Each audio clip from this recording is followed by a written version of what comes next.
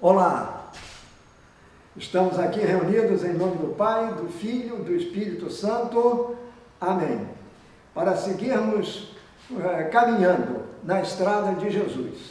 Para tanto, peçamos a Deus Pai que nos ajude enviando-nos o seu Santo Espírito para que Ele nos ilumine o caminho que é o próprio Cristo.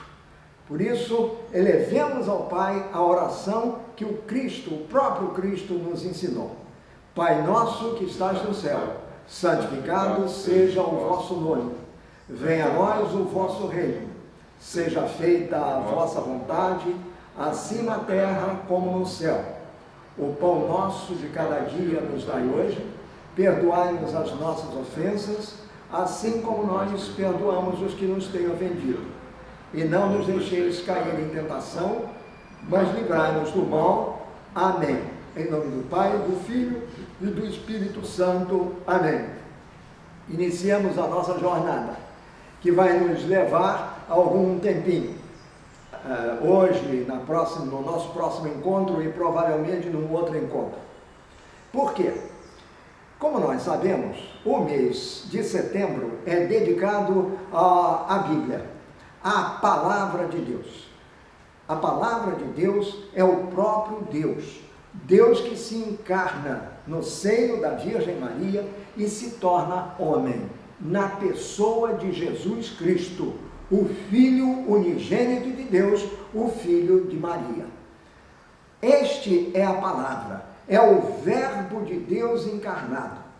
A Palavra que está lá registrada, gravada, com letras perenes, imortais, no primeiro versículo do primeiro capítulo do Evangelho de São João. No princípio era o Verbo estava junto a Deus, o Verbo era Deus. Portanto, o Verbo é a palavra, no princípio é a palavra, ou seja, Deus cria pela palavra, faça-se. Segundo, o Verbo estava junto de Deus, então se ele estava junto a Deus, nós temos duas pessoas, nós temos Deus e temos o Verbo, a sua palavra. Até que, e o Verbo era Deus, ele estava junto de Deus e o Verbo era Deus, quer dizer, o Verbo, a palavra era o próprio Deus. Até que no versículo 14, São João diz que, e o Verbo se fez carne e habitou entre nós, habitou em nós, na versão original, in nobis. Pois muito bem, então o Verbo, que é a palavra de Deus, se faz carne no seio da Virgem Maria e habita entre nós, por isso, quer dizer, torna-se homem, torna-se um ser, uma criatura humana, o Deus que se faz homem com uma missão, com um objetivo. Muito bem. Então, a palavra é o fundamento de tudo. E a palavra nos leva, evidentemente, a buscar o local, não é? O livro onde ela foi registrada. E o livro onde a palavra de Deus está registrada é exatamente a Bíblia Sagrada. Tanto faz que seja na linguagem original, como na linguagem moderna, como esse exemplar que eu tenho aqui, e tantos outros que tem por aí afora. A Bíblia compõe-se, como nós sabemos, de duas grandes partes, o Antigo e o Novo Testamento. Antigo Testamento é aquele em que Deus fala, palavra, através dos profetas. Novo Testamento é aquilo em que Deus fala, não mais pelos profetas, mas pelo maior dos profetas, o seu Filho unigênito, Jesus Cristo, a palavra de Deus encarnada. Então, a palavra testamento significa aliança. O Antigo Testamento é o testamento da primeira aliança de Deus com o seu povo. Ele fez aliança com várias pessoas do Antigo Testamento, os patriarcas, por exemplo. Mais recentemente, como a própria carta aos Hebreus nos diz, Deus nos tem falado, eu não digo nos fala, Ele nos tem falado, Ele vem falando desde sempre por seu Filho. Foi o próprio Filho de Deus que chegou, porque Ele é a palavra de Deus encarnada. Então, Ele veio mostrar o que é a palavra efetivamente. Por quê? Porque o ser humano se desviou do caminho. Então, Deus se encarna, quer dizer, através do seu Filho unigênito, Jesus Cristo, para que Ele, com a sua palavra, mostre exatamente o que Deus quer, porque Ele é Deus com Deus. Então a palavra de Jesus, por isso que se chama Novo Testamento, Nova Aliança. E o próprio Jesus disse que seria uma aliança definitiva, eterna, imorredora. A primeira aliança que havia sido quebrada, com Jesus não quebra mais. Por quê? Porque no cabo da sua missão, Ele morre, Ele se oferece em oblação por toda a humanidade, por todas as criaturas, pela criação inteira, que Ele veio salvar, veio resgatar para Deus, veio reconciliar, como diz Paulo aos Colossenses, veio reconciliar a humanidade inteira, a criação inteira com Deus. Este é o objetivo da palavra. Essa é a missão de Jesus. Mas Ele é a palavra. Tanto Ele é a palavra, que Ele diz que é o caminho, a verdade, a vida. Ora, caminho, verdade e vida podem ser sintetizados num único vocábulo. Palavra. É o verbo. É a palavra que abre o caminho. A palavra da verdade, que é a própria verdade. A palavra que é a vida. Ora, o caminho, a verdade e a vida é igual a Jesus Cristo, o Filho unigênito de Deus, o Filho do Deus vivo. Muito bem. Então, a palavra, a partir de um determinado momento, mas sempre, decidiu-se que dar uma atenção maior à palavra. No Concílio Vaticano II, uma das constituições dogmáticas do concílio, quer dizer, é aquilo que está escrito e não pode ser modificado para nós, para a Igreja Católica, uma das constituições principais, são 7 ao todo, mas uma delas chama-se Dei Verbum. Dei Verbum, em latim, significa a palavra de Deus. A palavra de Deus está consignada aqui, nas Sagradas Escrituras, Bíblia Sagrada.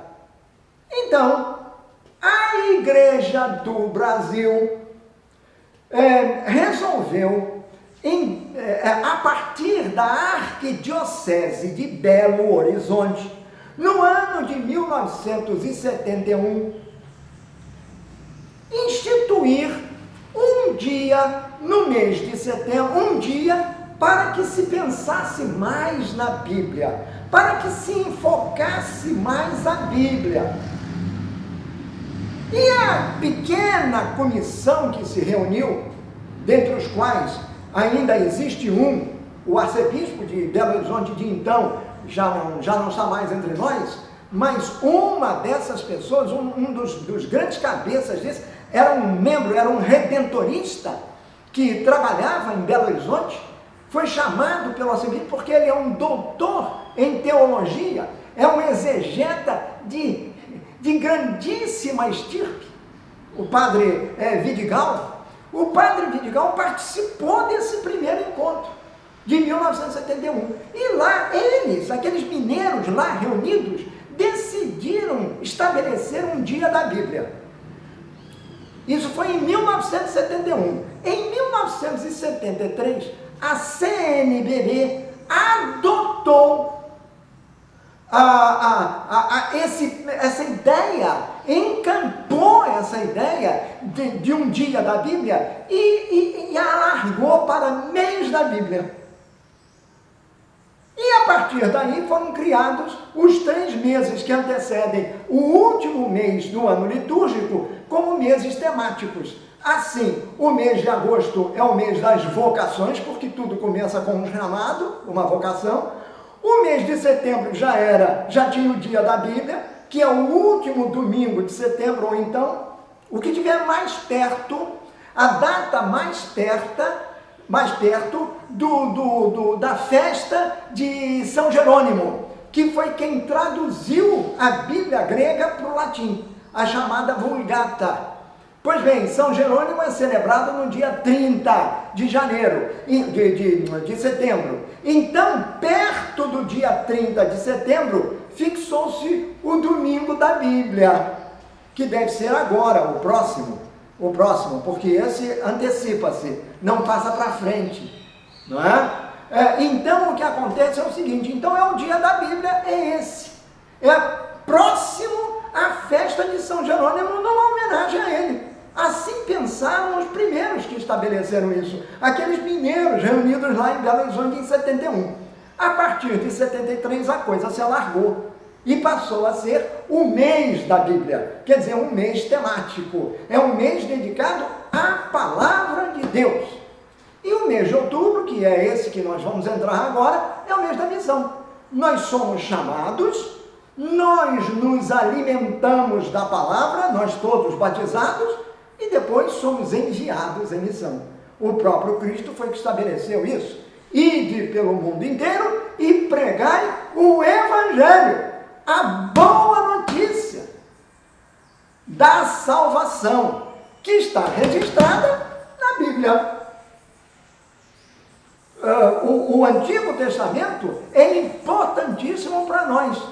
Por quê? Porque ele é a prefiguração do Novo, ou melhor, nem é a prefiguração. As profecias todas do Antigo Testamento, elas apontam sempre para o Messias, e o Messias é Jesus. E ultimamente, quem falou para nós foi Jesus Cristo, no Novo Testamento, na nova aliança, a aliança eterna e definitiva. Daí, assim está, em breves palavras, o início de tudo.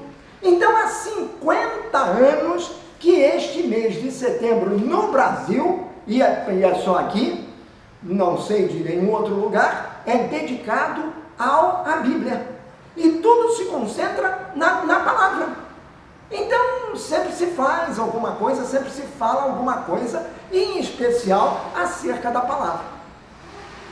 Na divisão que fizeram, depois, quer dizer, há 50 anos, que, portanto, nós celebramos o mês da Bíblia, o mês de setembro, baseada, evidentemente, na palavra, porque a Bíblia é a palavra de Deus, escrita pelos homens, mas a Bíblia é a palavra de Deus.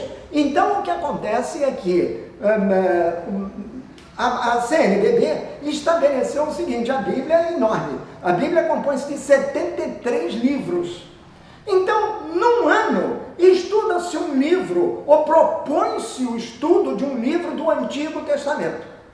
Quando nós retomamos esses nossos encontros desta maneira virtual, em virtude da pandemia, foi exatamente num desses meses que nós começamos com o Deuteronômio. Se vocês se lembram, nós, o ano passado, fizemos um estudo do Deuteronômio.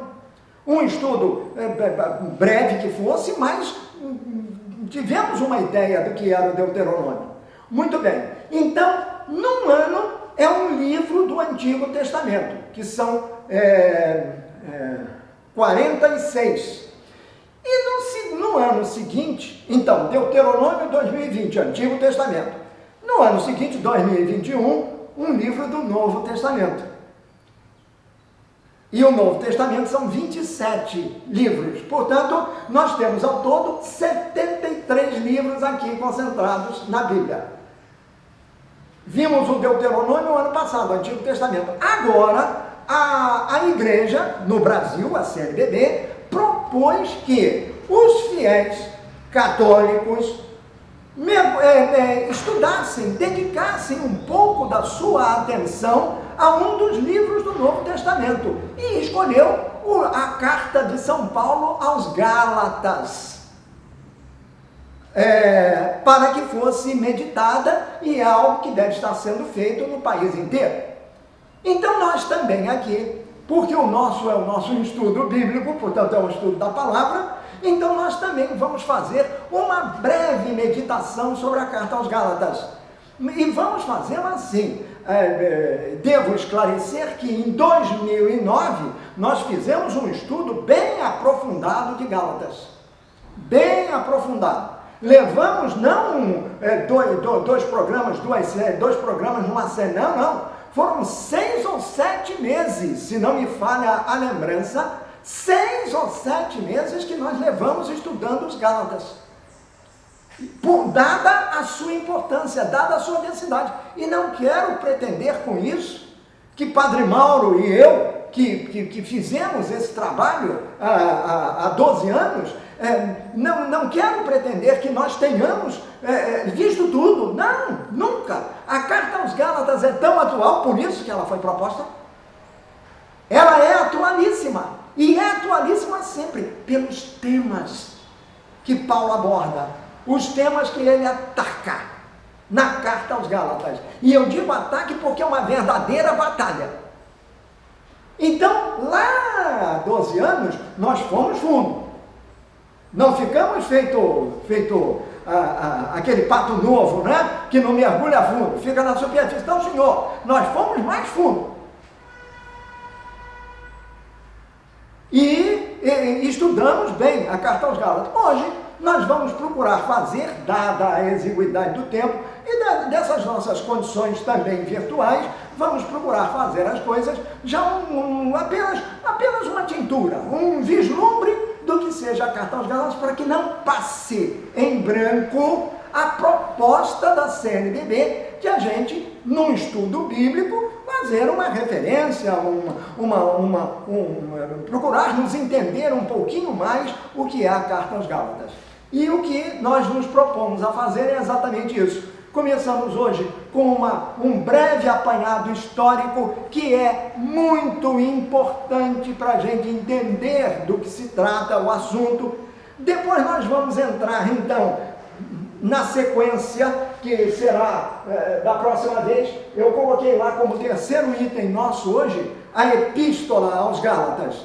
Por quê? Ou seja, vamos hoje ver brevemente o porquê da Epístola. E, num próximo encontro, nós vamos entrar, então, num desenvolvimento desse porquê. Por que Paulo escreveu essa epístola? Hoje nós vamos falar do motivo da carta, mas apenas por alto. Na próxima vez, um pouquinho mais fundo. E de uma terceira etapa, se nós a tivermos, a minha ideia é exatamente essa: nós pegarmos uns textos da Epístola aos Gálatas e aprofundar o seu sentido. E aí nós poderemos notar como a Epístola aos Gálatas, que foi escrita lá no início do 1º século da era cristã, hoje, 21 séculos depois, ela continua atual. Eu não diria atual, muito atual. Ela é escrita aos Gálatas, mas ela está escrita também aos brasileiros, que vivem hoje o momento que nós estamos passando. O momento que nós estamos passando, ele está retratado na Epístola de Paulo aos Gálatas. Vejam como era este homem, Paulo.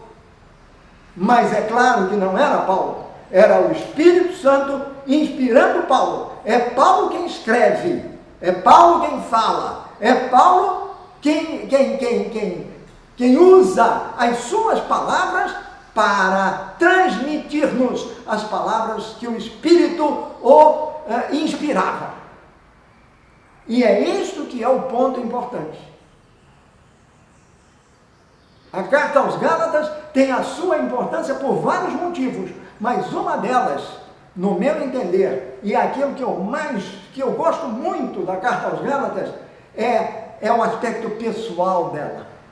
Nela nós vemos em Paulo o ardente, o ardoroso, o indomável defensor de Jesus Cristo, do Evangelho de Jesus Cristo, da palavra de Jesus Cristo, que é a própria palavra. Mas não só isso. Nesta carta, mais do que em qualquer outra que Paulo tem escrito, no meu entender, nesta carta, Paulo é Paulo. Ele mostra por que ele é Paulo. Paulo quer dizer pequeno, em latim. Mas Paulo era pequeno, sim, era careca, mas não tinha conversa com ele. Tocou em Cristo, porque era politicamente correto atacar Cristo. Ele não tinha conversa, ele descia a ripa, se me perdoem a expressão. E é exatamente o que ele faz nessa epístola aos Gálatas. Mas, como tudo tem um início, então vamos passar, vamos deixar isso mais para frente, quando depois vamos ver na prática como é que ele faz isso, mas tudo tem um início, tudo é início. Para chegar ao 10 eu tenho que começar do 1. Então nós vamos começar do 1. E para isso nós temos que entender um pouquinho do contexto, um pouquinho da história, um pouquinho da geografia. Até aí é necessário, para nós podermos então nos situar na carta aos Gálatas. A carta que foi escrita no primeiro século, logo nos primeiros anos do cristianismo, ela foi escrita e avançou, atravessou e continuará atravessando os tempos. Porque tudo que está escrito aqui, como é palavra de Deus, tudo que está escrito aqui, palavra de Deus, que não é um modernismo. A palavra de Deus, ao contrário das palavras modernas que hoje berram aos nossos ouvidos, o vozerio gritante que nós temos ao nosso redor, todo mundo fala e fala ao mesmo tempo, tudo isso que é considerado moderníssimo, como dizia o Papa Bento XVI, com muita felicidade e muita acuidade, mas não sem uma pontinha da ironia germânica dele, dizia que tudo que é moderníssimo hoje, amanhã é passadíssimo. A única coisa que fica é a palavra de Deus. Esta é imutável, porque é de Deus. Esta é eterna, porque é de Deus, porque é o próprio Deus que fala para a gente. Portanto, saudemos sempre a palavra e prestemos bastante atenção nela, especialmente na hora da liturgia, na missa. Existe uma parte chamada liturgia da palavra. Então é preciso que a gente esteja muito atento ao que está sendo dito, porque quem está falando lá, que devia falar sempre muito bem, quem lê e quem proclama o Evangelho, essa pessoa devia estar consciente de que ele não está falando, ele está usando as suas palavras na leitura, mas palavras, ele está falando, ele está emitindo essas palavras, mas essas palavras não são apenas as que saem pela boca dele, são as palavras de Deus que ele está pronunciando. Então, qualquer leitor aqui da nossa igreja, quando for fazer a leitura da palavra de Deus, lembre-se do arcanjo Gabriel, que foi mandado a Maria para falar o quê? Para lhe transmitir a palavra de Deus. Então, ele era um mensageiro de Deus, assim como qualquer leitor é um mensageiro de Deus, através da sua palavra. Então tem que falar muito bem, tem que falar muito explicado, tem que falar do coração. Não pode ser apenas uma leitura, como você está lendo, como se lê um jornal, uma coisa qualquer, assim, rapidamente. Nada disso. Mas aqui, nós não temos isso, então temos que fazer a coisa como tem que ser. Mas, essas são as considerações iniciais. Vamos lá para a parte mais histórica da coisa. Então, eu coloquei aqui no quadro, eu vou me colocar aqui, para que nós possamos entender isso que aí está. Olha bem, rapidamente e brevemente, Nós conhecemos a história de São Paulo. Não podemos chegar aos Gálatas sem antes passar pelo autor da epístola, que é Paulo. Então, em primeiro lugar, o autor. E depois, então, nós vamos para a situação, a história em si da carta. Muito bem. Então, como nós sabemos, Paulo não foi Paulo sempre. Em primeiro lugar, ele foi Saulo. E rapidamente também, Saulo, o perseguidor mor da igreja, o perseguidor de Cristo. Até que um dia, contam os Atos dos Apóstolos, mas não necessariamente o próprio, quer dizer, aquele que foi o protagonista dessa história, ele conta sim a mesma história, mas de uma maneira diferente. Os Atos dos Apóstolos nos dão uma ideia do que aconteceu. Paulo ia para Damasco para prender os cristãos e trazê-los a ferro para Jerusalém, levá-los a ferro para Jerusalém, quando não até matá-los, porque ele tinha autoridade para isso. Ele recebera ordens expressas do Sinédrio para fazer isso. Os que resistissem, mata. E ele concordava com isso. Então ele foi. E é justamente nessa hora em que o perseguidor mor dos cristãos, da igreja cristã nascente, está bem no início, está indo para Damasco, numa terra que não era dele, para prender numa terra estrangeira, aqueles judeus que estavam seguindo o novo caminho, como ele chamava, pois este Saulo, com a sua trupe, com a sua guarda, a guarda que o acompanhava, de repente, ele é derrubado por volta do meio-dia, na estrada para Damasco, como nos conta o relato dos Atos dos Apóstolos. Ele é derrubado por uma luz intensa, ele cai e aí ele tem um contato, um encontro pessoal com Jesus. Os Atos contam da história da luz, contam a história da voz de alguém que falou com ele, mas ele próprio vai dizer que não. Aqui para os Gálatas, ele vai dizer que não, que ele teve um contato pessoal com Jesus. Não porque ele quisesse, mas porque Jesus foi a ele. E foi assim que se deu, rapidíssimas pinceladas, a conversão, a chamada conversão de Paulo.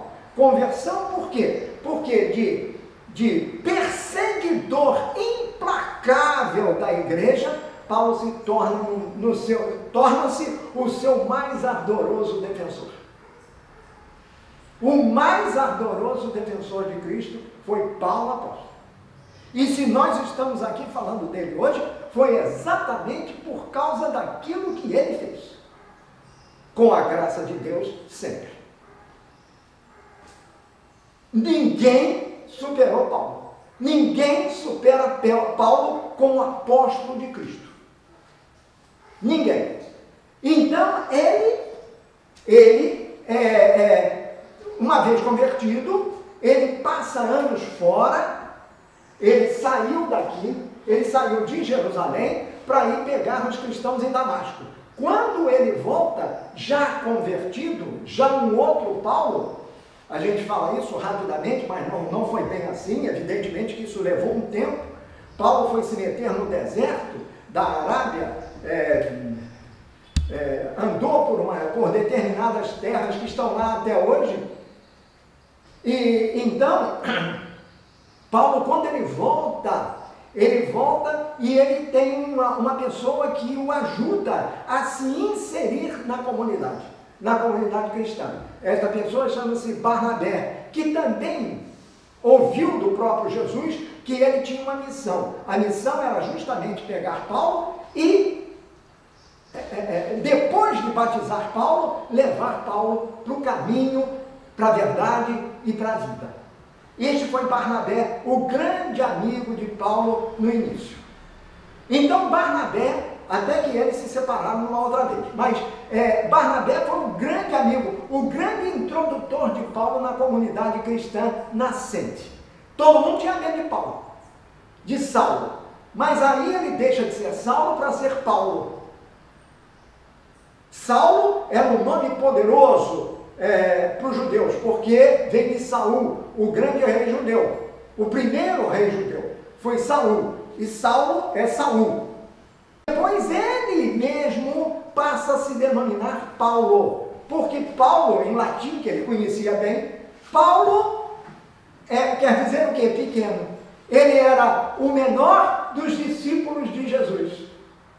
Por isso ele transformou o nome de Saulo, que era o seu nome de nascença, para Paulo, para indicar que ele, Paulo, era o menor dos discípulos de Jesus, mas nem por isso o menos eficaz, o menos entusiasmado, o menos amante da palavra, como ele se transformou. Então, já como missionário, lá um dia, contam-nos os Atos dos Apóstolos, capítulo número 13, do primeiro versículo até o capítulo número 14, versículo 28, é o que eu coloquei aqui, Paulo na estrada, ele já é Paulo.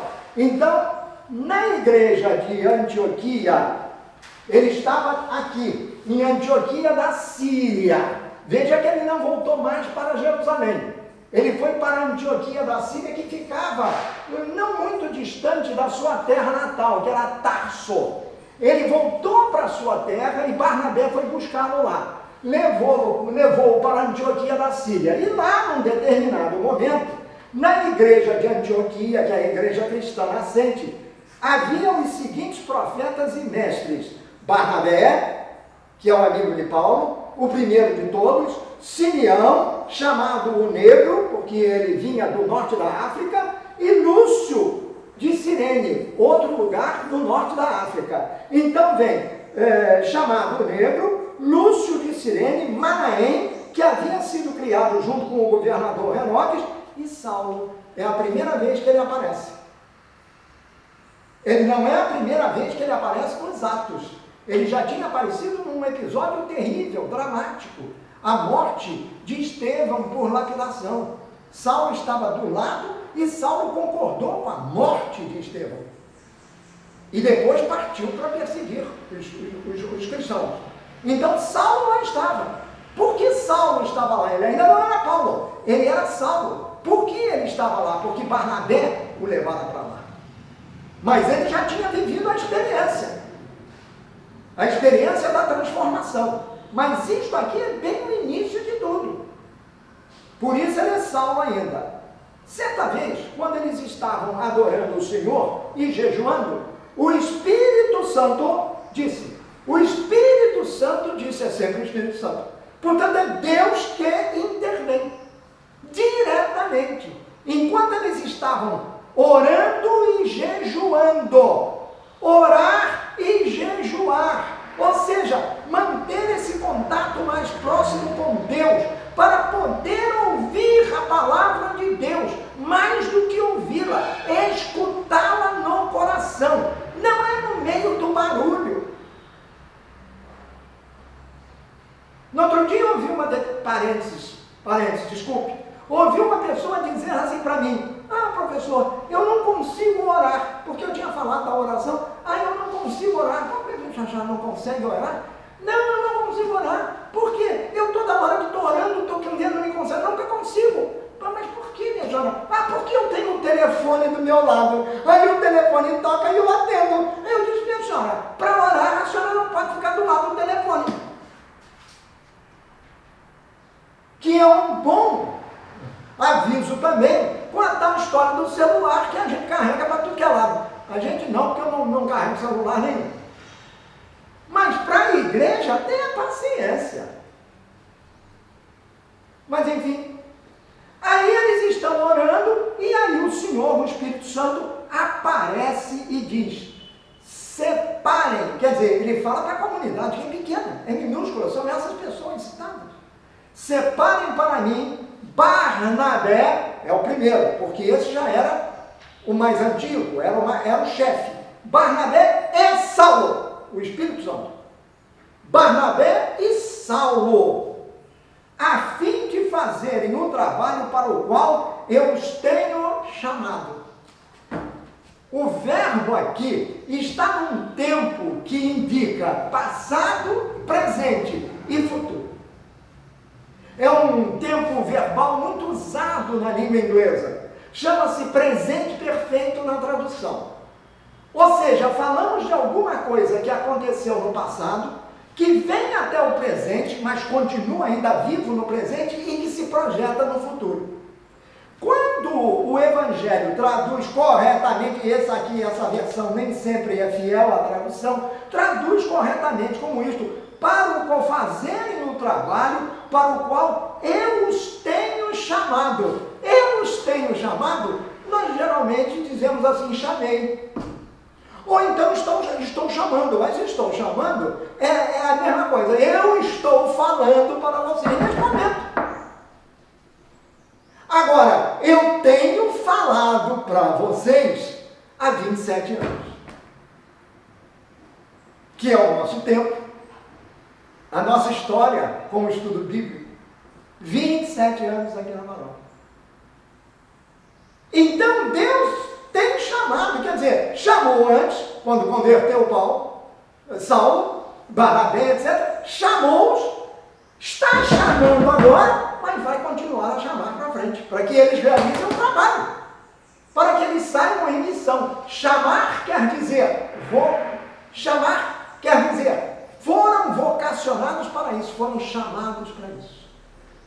O próprio Espírito Santo designa quem vai fazer o trabalho. Daqueles 7 que ali estão, Barnabé e Saulo.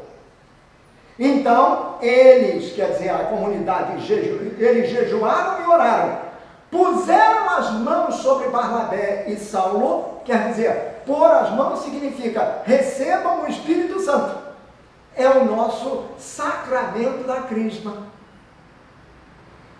Quando o Daniel Agostinho, o nosso diácono, foi ordenado na diaconia presbiterial, ele recebeu, o bispo colocou as mãos na sua cabeça, recebe o Espírito Santo. Assim acontece com os sacerdotes, assim acontece com os bispos, e assim acontece conosco. Nós recebemos o Espírito Santo quando nós fomos batizados. Fomos batizados, recebemos o Espírito Santo. Então está aqui, puseram as mãos sobre Barnabé e Saulo, e aí para uma missão específica, e os enviaram na sua missão. Pronto, está resolvido. Foram vocacionados, foram chamados, foram investidos na função, através de quê? Da oração dos fiéis, do jejum dos fiéis, porque o jejum é uma oferta a Deus. Eu te ofereço em oração a minha vida. E aí, uma vez investidos, eles estão cheios do Espírito Santo, e cheios do Espírito Santo, eles vão em missão. Foi isso que aconteceu, por exemplo, com o padre Antunes, não é? Que nós vimos aqui na paróquia. Ele foi ordenado sacerdote, portanto ele recebeu uma missão. E os outros rapazes, o Paulo, o Ronaldo, que daqui saíram também. Eu estou citando esses porque são membros da nossa comunidade também. Ou foram, num determinado momento, como estudantes, como os outros aqui. Eles saíram. Então, a vocação sucede-se o envio. É a missão do próximo mês. Né? Você tem a vocação, mês de agosto, a palavra, no mês de setembro, e o envio. A missão. Mas esta missão é nossa, como batizados, desde o momento do nosso batismo, que nós nem entendemos, porque éramos muito pequenininhos. Daí o sacramento da crisma, mais adiante, porque a pessoa já um pouco mais de maior idade, né? Embora seja adolescente, mas os outros já são mais velhos, recebem a missão específica. O bispo impõe, o bispo põe a mão na cabeça, ou o representante dele, na cabeça do enviado.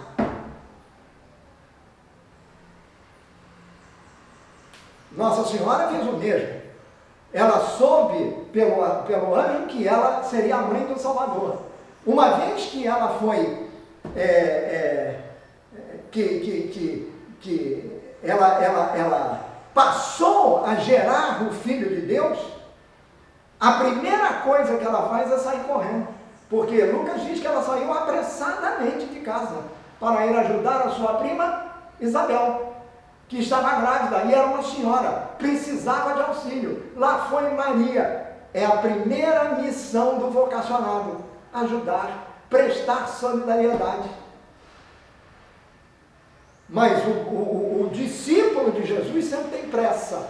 Pressa de quê? De levar a palavra, de levar Jesus para os outros, ou pela palavra, mas especialmente pela sua pessoa, por quem ele é, e pelas obras de caridade que realiza. É a palavra, é o verbo de Deus encarnado no meio das pessoas, pela ação. Então eles saíram. Muito bem. Saíram, agora a gente vai abreviar aqui, e foram embora. Então, num determinado momento, peguem a Bíblia, hein? Não deixa a Bíblia escondida lá numa caixa, ou não, nem fica só em cima do móvel, os que tem em cima do móvel. Pega a Bíblia, rabisca, faz tudo. Ah, está muito rabiscada, compra outra. Ou pede alguém para te dar de presente, para continuar a leitura, porque isso é inesgotável, não para nunca. Cada palavra tem um sentido. Então, o que acontece? Do capítulo 13, 1 até 14, 28, narra-se, quer dizer, São Lucas, o autor dos Atos, narra a primeira viagem missionária de Paulo, que começa exatamente aqui, em Antioquia da Síria, certo? Aí ele passa, aqui é que eu digo que eu precisaria, eu não fiz aqui, mas precisaria de um mapa, para que a gente pudesse entender melhor. Ele sai de lá, de onde ele estava, atravessa pelo mar Mediterrâneo e vão bater na ilha de Chipre.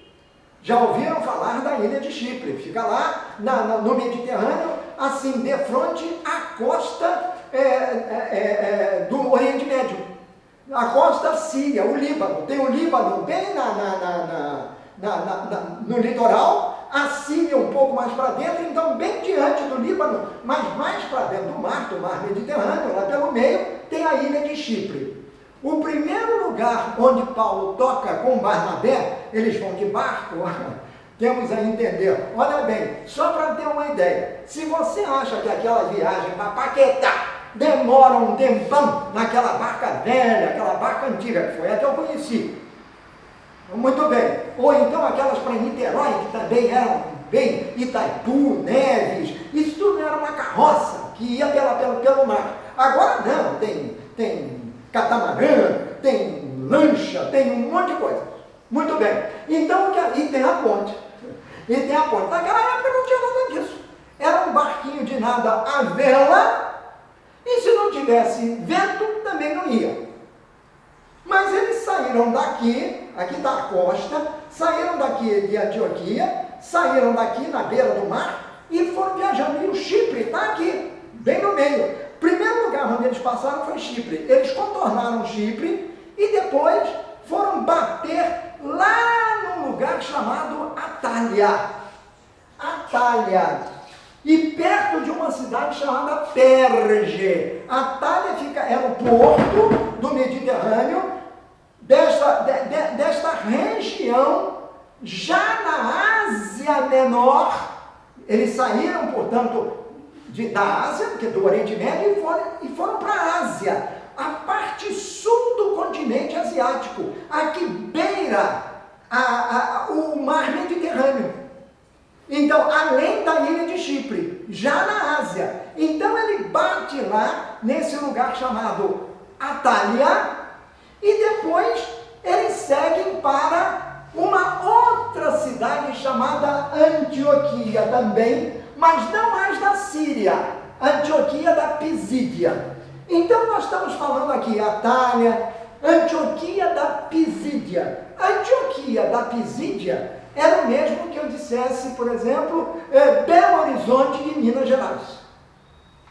Ou seja, Pisídia é o nome do território. E esta cidade pertence a esse território. Ou seja, era, digamos, uma capital desse território. uma cidade mais importante desse território. Nós estamos falando de uma coisa, de uma viagem que aconteceu em meados dos anos 40, da década de 40 da nossa era. 10, 15 anos depois da morte e ressurreição de Jesus. Paulo já estava na estrada. Para falar de quem? De Jesus. Aquele que ele perseguia. E que agora saía para, não para defender, mas para mostrar quem ele era, o Salvador do mundo. Muito bem. Aí Paulo atravessa com eles, e eu não vou ficar lendo isso. Ele depois de Chipre, eles vão para Antioquia da Pisídia. E depois de um monte uma série de eventos em Antioquia da Pisídia, eles são obrigados a fugir. Mas isso, eu estou falando rapidamente, mas isso levou 1 ano, 2 anos. Então ele foi para um lugar chamado Icônio. Icônio. Já vi aqui no mapa para dizer exatamente. Eles foram para Icônio já dentro da Ásia, daquela parte do continente asiático, mas o sul do continente, aquele que vai bater no mar Mediterrâneo, o sul do continente asiático. Então ele passa por Icônio, depois de vários acontecimentos em Icônio, eles fogem, porque são perseguidos, vão para Listra, e depois de Listra, eles vão parar numa cidadezinha chamada Derbe. Muito bem. Estas 3 cidades que eu coloquei aqui, que são as principais, são as da primeira viagem apostólica de Paulo. Estas 3 cidades ficavam na grande província romana chamada Galácia. E o que quer dizer Galácia? Galácia quer dizer... Galácia quer dizer terra dos gauleses. Terra dos gauleses. Os gauleses deram os franceses de hoje. Era aquele povo originário da Gália, na Europa, bem na Europa, no continente europeu. Esse povo era um povo nômade, eram tribos, eram inúmeras tribos, os gauleses, e eles acabaram, num determinado momento, isso uns 3, 4 séculos antes de Cristo, eles acabaram migrando para este vastíssimo território asiático e ocuparam essa terra. Esse é um território enorme. Então vamos apenas colocar o seguinte: é um território enorme. Então havia uma parte para onde eles foram que ocuparam o centro deste território, do centro para o norte. E depois, descendentes deles vieram do centro para o sul. Isto numa época em que o Império Romano ainda não existia. Quando o Império Romano se impõe como força mais poderosa, como a potência daquela época, depois do Império de Alexandre, vieram os gregos. Primeiro Alexandre Magno, depois de Alexandre, com os gregos, vieram os romanos. Então esta terra toda aqui, que eu chamo de Galácia, que tem no norte e tem no sul, esta terra que é a Galácia, mal comparando com a nossa terra, seria, por exemplo, da Bahia para cima, a Galácia do Norte. Da Bahia para o Rio Grande do Sul, a Galácia do Sul. Muito embora eu esteja falando de territórios completamente assimétricos, porque o nosso é muito maior. Seja como for, os romanos, quando conquistaram a terra, eles conquistaram tudo, mas eles não deram muita importância à parte de cima, que era essencialmente gaulesa, e eles chamavam esse povo que lá habitava de Gálatas. Aliás, a palavra Gálatas não é necessariamente uma palavra romana, uma palavra latina. Não, vem do grego. Os gregos é que chamavam aquele povo de Galatai. Galatai quer dizer descendentes dos gauleses. Os gauleses daquela região, os gauleses que tomaram conta daquela região. Galatai em grego, Gálatas em latim e Gálatas em português. Ora, o que fizeram os romanos? Como tudo era deles, eles chamaram a esta parte aqui do sul de Galácia Romana. Esta Galácia Romana era composta de um monte, de uma série de que nós diríamos, países diferentes, regiões diferentes, com povos diferentes, mas todos de origem gaulesa, são os Gálatas. Então, essa história de Gálata do Norte e Gálata do Sul, o que acontece é que isso vai ter consequências mais tarde. Especialmente na época em que Paulo escreve a sua carta. Então, veja, nesta primeira viagem missionária, Paulo e Barnabé, na realidade, eles estão na Galácia Meridional, a Galácia do Sul. Eles bordejaram aqui a Galácia do Norte, mas nunca entraram na Galácia do Norte, que é a terra, a verdadeira terra dos Gálatas. Eles vieram para a província romana, que era muito mais desenvolvida, era perto do mar, etc, foi meio de comunicação. E o que eles foram fazendo? O trabalho que Deus lhes encomendara. E o trabalho que Deus lhes encomendara foi justamente isso. Evangelizar. Nós damos hoje esta palavra. Evangelizar esses povos pagãos.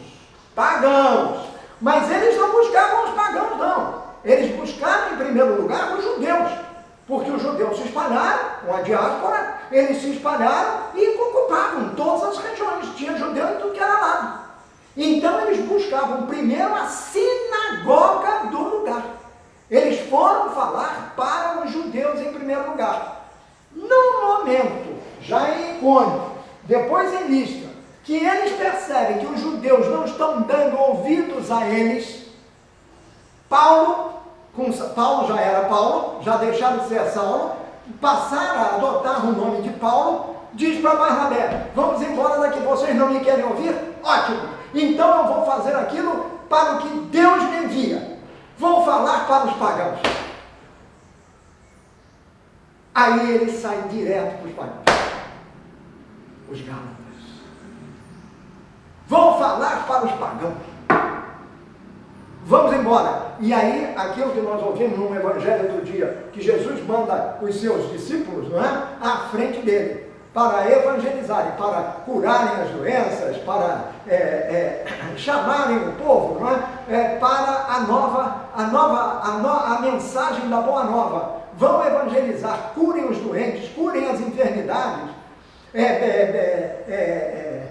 recuperem as pessoas que estão caídas, cuidem daqueles que mais precisam, etc. Agora, vocês não levem isso, não levem aquilo, não levem nada, para poderem bem executar a missão. Agora, se eles não o receberem, quando você entrar numa casa, você fica nessa casa. Agora, se não te receberem, você sai e sacode a poeira dos pés, que será um testemunho contra eles.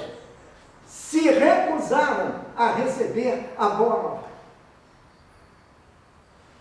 Aí vocês que vão testemunhar a boa nova, vocês darão um testemunho contra eles, por terem se recusado a receber a boa nova.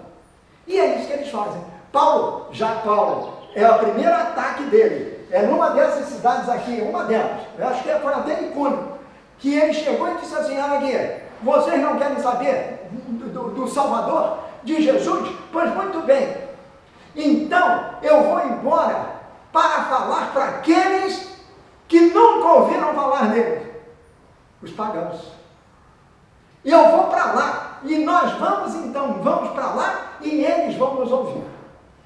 Paulo é chamado de apóstolo dos gentios, o apóstolo dos pagãos. Esse é um termo que a gente usa, mas na realidade não. Lá atrás, em Damasco, ele recebe de Barnabé a notícia de Deus, que é dada por Barnabé, que Saulo tinha sido escolhido para ser apóstolo. O trabalho seria esse, apóstolo, ou seja, mensageiro da boa nova.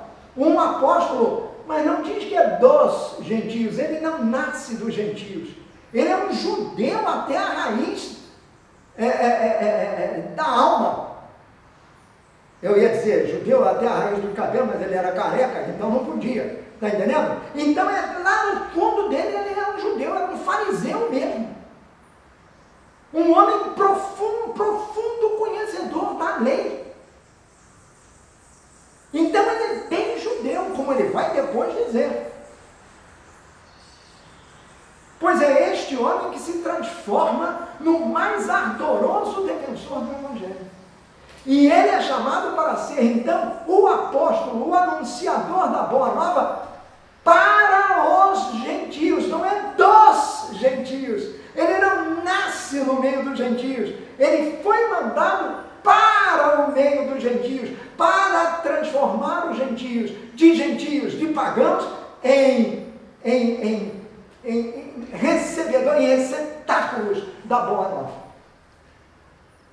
Aqueles que iriam seguir Jesus pela palavra de Paulo, que é a palavra de Deus nele. E desses, nós somos os herdeiros. E por isso nós estamos falando deles. Então Paulo sai, ele chega a Derbe, e depois, isso são passados 2, 3 anos, um negócio assim mais ou menos, ele diz para o Barnabé, olha, vamos voltar. E vamos voltar pelo mesmo caminho que nós fizemos. Aí eles voltam, eles saem de Derbe, passam por Listra, passam por Icônio, até chegarem novamente àquela Antioquia da Pisídia. Depois eles descem para o porto de Atália novamente, e daí pegam um barco e vão de barco para a Antioquia da Síria, que foi o lugar de onde eles tinham partido 3 anos antes. Então a primeira viagem missionária de Paulo leva 3 anos. Ela começa mais ou menos no ano 46 e vai terminar lá pelo ano 49. E logo depois, lá pelo ano 48, 49, uma coisa assim, essas datas não são muito precisas. Aí vem registrado nos Atos o capítulo número 15. Quando eles chegaram de volta à Antioquia da Síria, eles encontraram uma situação dramática. Muitas pessoas haviam chegado de Jerusalém, porque não era tão longe. Chegaram de Jerusalém, eram judeus de Jerusalém, que foram se encontrar com os judeus de Antioquia, porque eles tinham sabido que a igreja de Antioquia tinha se desenvolvido, mas tinha se desenvolvido pelo trabalho de Barnabé, do Simeão, daquele negro, etc, etc. Ele tinha se desenvolvido. Então, era a igreja cristã já.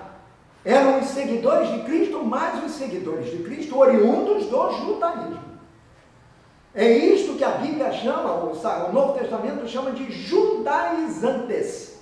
Judaizantes quer dizer aquelas pessoas nascidas no judaísmo, provenientes do judaísmo, que se transformam em cristãos, se convertem ao caminho, quer dizer, passam a ser cristãos.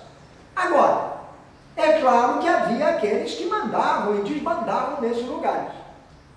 E esses indivíduos, eles começam então a propagar uma mensagem que não era a de Paulo.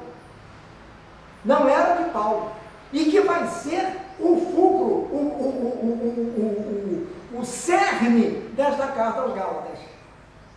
Quando eles chegam a Antioquia, então diz assim: alguns homens foram da região da Judéia, isso já é o capítulo 15. Alguns homens foram da região da Judéia para a cidade de Antioquia da Síria e começaram a ensinar aos irmãos que eles não poderiam ser salvos se não fossem circuncidados, como manda a lei de Moisés. Paulo e Barnabé não concordaram e tiveram uma discussão muito forte com eles a respeito disso. Uma discussão acalorada. Vou ficar nesse ponto. Paulo e Barnabé não concordaram. Não concordaram por quê? Porque se aquelas pessoas tinham sido adotaram o Cristo, e eles eram de uma cultura diferente da dos judeus, algo que para eles eram de origem grega, então algo que para eles era profundamente, não diria irritante, mas algo que eles não aceitavam, era exatamente a circuncisão. Isto os feria no seu âmago, na sua condição de ser humano. E Paulo havia notado que Deus não quer isso. Deus não quer sacrifícios. Deus quer misericórdia. E quando ele sai para converter os pagãos, ele vai com esta ideia. E Deus quer os pagãos como eles são, não como outros querem que sejam. Esses judaizantes chegaram a Antioquia, que já era uma cidade bem desenvolvida, e disseram que não. A salvação só seria possível, Paulo e Barnabé anunciavam a salvação, por intermédio de quem? De Jesus Cristo. Jesus é o único Salvador. Os de Jerusalém chegaram a Antioquia e disseram que não é nada disso não, nada disso. Para que vocês sejam salvos, é preciso que em primeiro lugar, vocês se circuncidem. E em segundo lugar, vocês adotem a lei de Moisés. Em outras palavras, o sujeito, digamos, é gálata, tem que deixar de ser gálata para ser judeu, a fim de ser salvo. Continuava a mesma discriminação, o mesmo preconceito. Só os judeus são salvos. Agora, para o judeu, bem entendido, isso era uma coisa razoável. Por quê? Porque eles nasceram naquilo. Eles nasceram naquela... A fé deles obrigava-os a isso. Só que depois de Cristo, isso acabou. Cristo acabou com isso. Cristo veio mostrar que a salvação só se consegue por intermédio dele.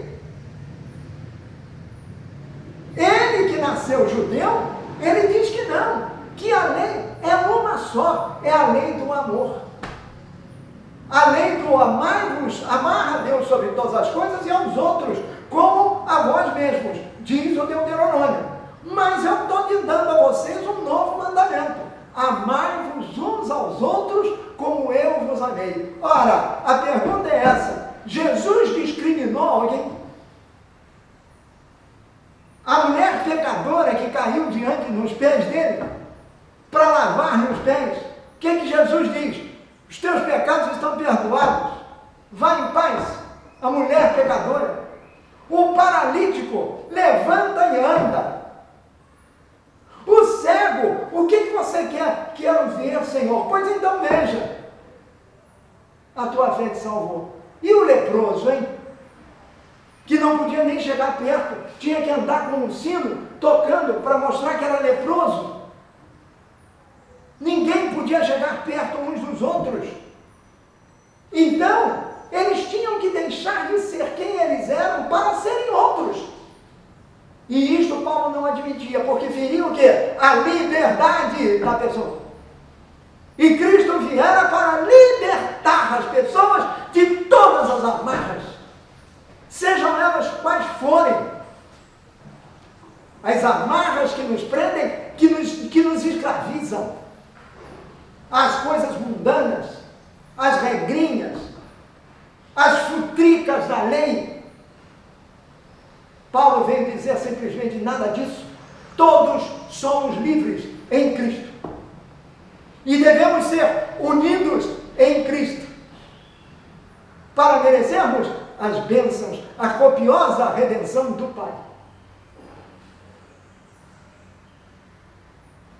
O ministério de Paulo é exatamente esse o tempo todo.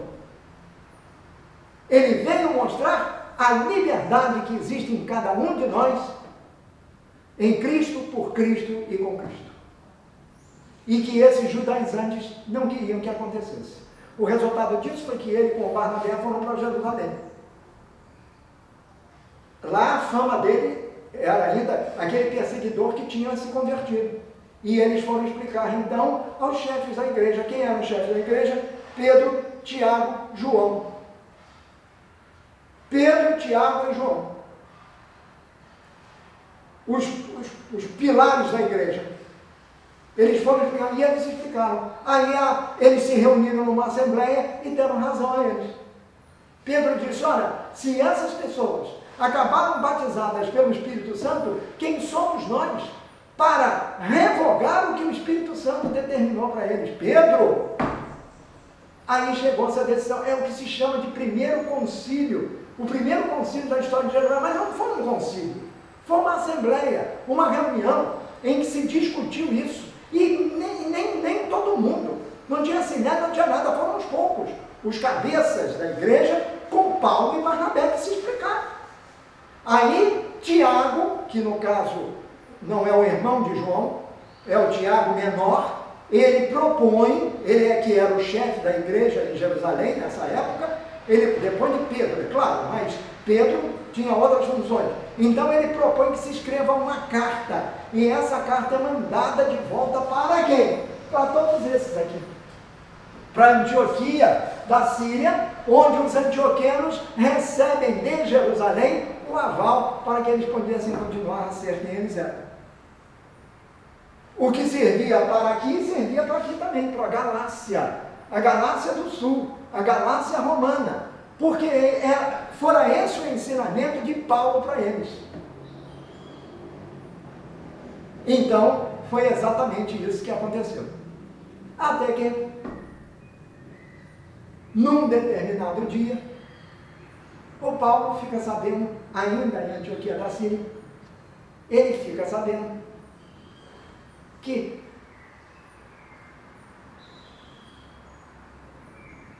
não, já não foi. Ele partiu para a segunda missão, depois que ele recebeu essa confirmação lá do concílio, entre aspas, de Jerusalém, a autorização de todos, ele saiu para a segunda e terceira viagem missionária. A segunda e terceira viagem missionária. Então isso vem depois nos capítulos seguintes. A segunda viagem, do capítulo 15 ao capítulo 18, e a terceira viagem do capítulo 18, 23 ao capítulo 21. Então, do capítulo 13 ao capítulo 21, passando por essa reunião de Jerusalém, nós temos as três grandes viagens apostólicas de Paulo, as viagens evangelizadoras de Paulo. Na segunda viagem, ele entrou, ele teve uma ideia de subir para essa Galácia lá para cima. Ele volta a essas cidades, porque essa era a maneira de ele evangelizar, a maneira que ele achou mais prática de evangelizar. Ele evangelizava e depois voltava às mesmas cidades para confirmar os seus cristãos lá. Então ele estava sempre com eles. E quando ele percebeu que não podia fazer isso sempre, ele começou a escrever o quê? Cartas. Surgem assim as cartas de Paulo. Ao curso da segunda viagem, em que ele vai passar por Atenas e vai parar em Corinto, e em Corinto ele vai ficar 1 ano e meio, e é exatamente quando ele está em Corinto que ele recebe uma notícia devastadora para ele. Os tais judaizantes, não satisfeitos com o que tinham feito, com o pontapé que eles levaram, resolveram sair por toda essa região por onde Paulo havia passado, dizendo que eles só poderiam ser salvos se eles primeiro se circuncidassem e depois eles cumprissem as leis de Moisés. Ou seja, contrariando definitivamente a ordem dessa Assembleia de Jerusalém e mais, simplesmente acabando com o papel de Jesus Cristo. Ao determinar que para ser salvo, você primeiro tem que cumprir as prescrições da lei de Moisés. E uma delas, fundamental, é que você se circuncide. Em outras palavras, para você ser salvo, você tem que ser judeu. E Paulo dizia exatamente o oposto. Não precisa ser judeu, a salvação vem para todo mundo. Então eles foram e Paulo está em Corinto, já está longe, está em outra terra, está na Europa. Aí ele fica sabendo. Quando ele fica sabendo disso, de que os judeus antes tinham chegado à Galácia, aí ele explode. Ele escreve uma carta, que é essa carta aos Gálatas. E na qual ele vai ser bem duro. O que os Gálatas fizeram? Os Gálatas não, os judaizantes chegaram, quando eles foram a Icônio, Listra, Derbe, aquelas cidades por onde Paulo tinha passado. Aí Paulo já não tinha mais Barnabé. Barnabé voltou para a terra dele, que era Chipre. Então ele já estava com Silas, com Timóteo, são os amigos dele, que vão ficar até o fim. Então o que acontece? Quando ele está em Corinto, está trabalhando, está fazendo a sua missão lá, ele recebe isso. Isto é por volta do ano 51. 51. 2 anos depois do tal do concílio de Jerusalém. Lá por volta do ano 51, Paulo está em Corinto. E aí, ele já tinha passado pela Grécia, ele já tinha atravessado a Grécia. Então ele foi a Filipos, foi a Tessalônica, então, carta aos Filipenses, carta aos Tessalonicenses, e estava com os coríntios. E depois ele iria para Éfeso, já voltando para lá, para a parte da Europa e da Ásia. Para Éfeso. Pois muito bem, então para cada uma dessas comunidades ele escreveu uma carta. Mas por quê? Porque ele não podia estar lá pessoalmente. Muito bem, mas quando ele está em Corinto, ele recebe uma notícia ao Corinto, ou então já tinha descido mais a caminho de Éfeso, mas ele ainda estava em Corinto. Estava deixando Corinto, etc. Ele lá em Corinto, ele escreve uma carta primeiro aos Tessalonicenses. E depois ele vai escrever essa carta aos Gálatas. Para mim é isso. Há aqueles que acham que não. Que Paulo escreveu essa carta aos Gálatas muitos anos antes. Eu acho que não tem nada a ver. Tem a ver sim que a carta aos Gálatas é muito parecida com uma parte da carta aos Romanos. Então, como Paulo exercia uma intensa atividade, enquanto ele evangelizava, ele escrevia também para aqueles que ele já tinha evangelizado. Então, toda a carta aos Gálatas serve de base doutrinária para a carta aos Romanos. Então, deve estar muito próxima. Ela foi antes da carta aos Romanos, mas junto dela. Então, antes havia uma dúvida de se a carta aos Gálatas é a mais antiga, ou se foi a carta aos Tessalonicenses. Eu, particularmente, me filio a esta corrente. Eu acho que ele escreveu primeiro aos Tessalonicenses, de Corinto. Portanto, ele escreveu pelo ano 50, 51. Aos Tessalonicenses. É o mais antigo documento literário do Novo Testamento. É a primeira carta de São Paulo aos Tessalonicenses. A carta aos Gálatas, para mim, veio depois, dada a sua similitude, em parte, mas a parte doutrinária está aí na carta aos Gálatas, com a carta aos Romanos, que vai ser o grande monumento literário e doutrinário de Paulo. A doutrina da Igreja Católica, ela se funda na carta aos Romanos. Mas ela tem uma base na carta aos Gálatas, que é, digamos assim, uma espécie de figura da carta aos Romanos. É um trailer para o que ele vai falar depois, por causa deste problema. Quem salva é Cristo, não é a lei. Então, qual é a epístola? Por que a epístola? A epístola foi isso. Ele escreveu porque os judaizantes chegaram à Galácia, e lá na Galácia começaram a propagar uma notícia, quer dizer, exigir dos Gálatas aquilo que eles não tinham necessidade de fazer. Até porque Paulo estava amparado pelo que Jerusalém havia decidido anos antes. Então eles foram lá e disseram 3 coisas. A primeira delas é que o Paulo não era um apóstolo verdadeiro, ele não não tinha sido escolhido por Jesus. A segunda coisa é que Paulo era contrário completamente aos verdadeiros apóstolos que estavam em Jerusalém. Então veja bem, Paulo não é apóstolo porque não foi escolhido por Jesus. Paulo contraria os apóstolos verdadeiros que estão em Jerusalém. E terceiro ponto, Paulo é, na realidade, um charlatão, um oportunista que está querendo conseguir os favores do homem, os favores das pessoas. Ele é um exibicionista, foi isso que disseram aos Gálatas. E sabe o que aconteceu, pessoal? Os Gálatas aceitaram, caíram nessa esparrela. A carta aos Gálatas tem muito a ver com o nosso tempo. O nosso tempo que não é igual ao tempo dos Gálatas, mas note bem, porque hoje tem mídia social, tem isso, tem aquilo. Olha bem o que está acontecendo.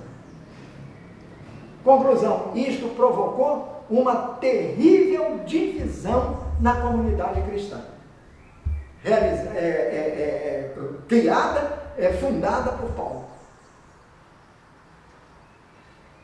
A divisão quebrou o quê? A unidade.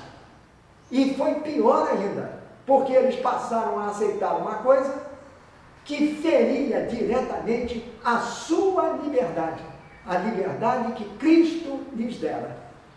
No fim das contas, o que acontecia é que Cristo, na realidade, para esses judaizantes que se diziam cristãos, não existia. Se para se salvar, você primeiro tem que se circuncidar e depois tem que obedecer à lei de Moisés, então Cristo não tem o menor sentido, não tem o menor valor, não significa absolutamente nada. Não era Paulo que iria aguentar uma coisa dessas. Não era Paulo que iria aceitar um troço desses. E mesmo ele dizendo, como eu gostaria de estar aí. Ah, se eu tivesse aí com vocês, ele diz na carta. Então, a primeira divisão, a primeira heresia surgida no seio da igreja cristã, depois viriam centenas de outras, mas a primeira de todas foi logo no início.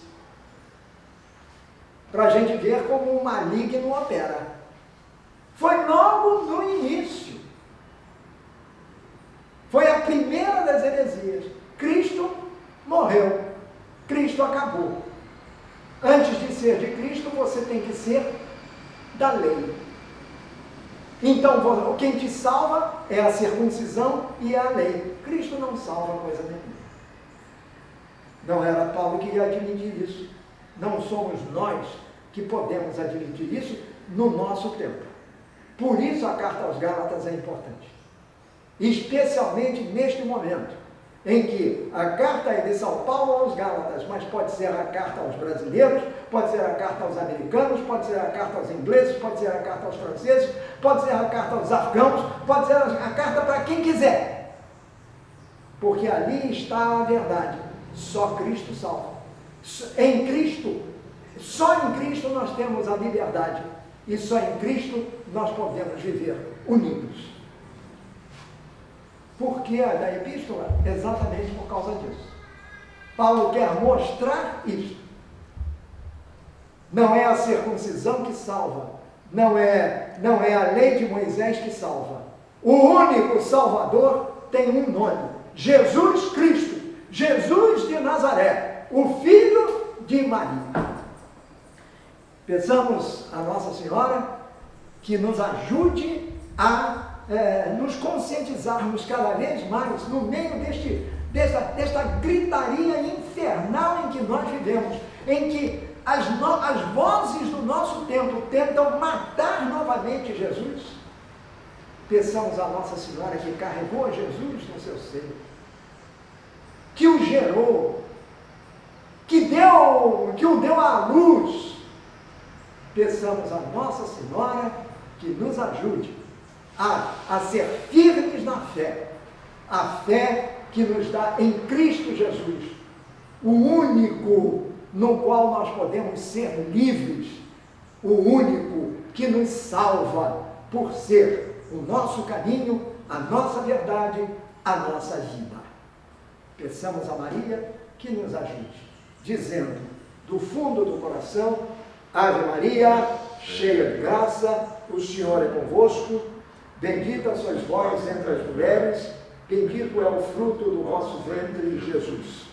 Santa Maria, Mãe de Deus, rogai por nós, pecadores, agora e na hora de nossa morte. Amém. Em nome do Pai, do Filho e do Espírito Santo. Amém. Até o nosso próximo encontro, ainda com os Gálatas.